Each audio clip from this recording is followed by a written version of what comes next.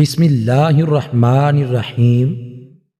قائد اعظم رحمۃ اللہ علیہ نے فرمایا، ہم نے پاکستان حاصل کر لیا، لیکن یہ ہمارے مقصد کی ابتدا ہے۔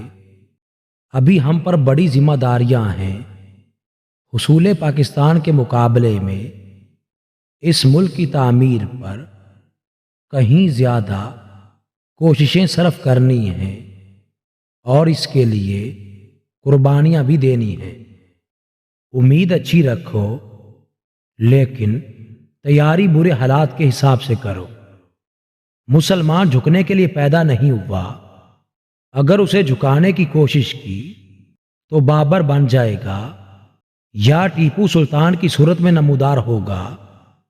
یہ مر جائے گا لیکن محکومی قبول نہ کرے گا۔ الفاظ کی اتنی نہیں جتنی قدر و قیمت افعال کی ہوتی ہے۔